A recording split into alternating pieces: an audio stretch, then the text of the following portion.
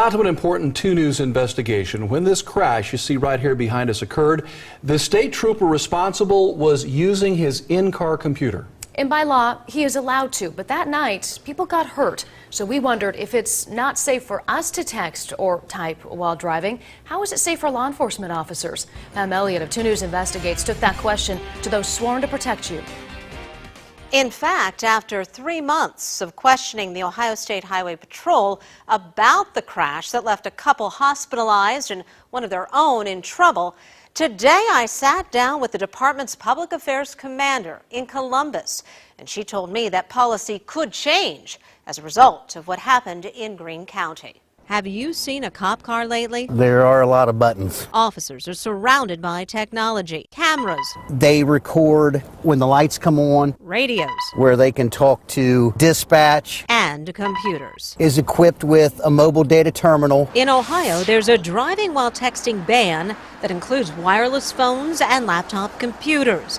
But it doesn't apply to people driving public safety vehicles. We looked at the 3 largest law enforcement agencies in our area: Dayton Police Department, the Montgomery County Sheriff's Office, and the Ohio State Highway Patrol. Public safety is who we are and what we do. This video came from a camera inside a highway patrol car. It's powerful. It shows Trooper Jacob Damon hitting Amy and Corey Waldman on a motorcycle, sending them to the hospital in August. He almost killed us. The Waldmans say they are not able to work due to their injuries. But Trooper Damon is back at work. Despite pleading guilty to a misdemeanor, he was granted driving privileges to continue patrolling. Damon's still awaiting discipline from his department. There was special treatment or what? I have no idea.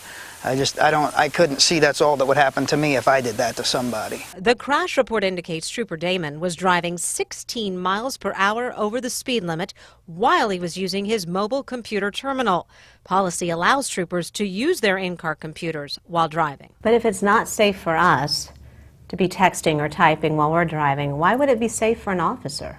Well, and I think the Ohio legislature has addressed that in the way that Ohio law stands right now. There is an exemption for law enforcement officers with use of the mobile computer terminal. The Ohio State Highway Patrol gives its officers guidelines.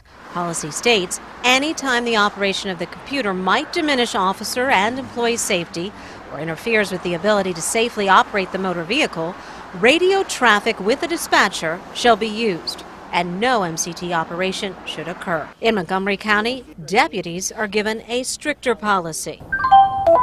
Employees operating a sheriff's office vehicle may not utilize the mobile data terminal while the vehicle is in motion, except to activate 2 keys.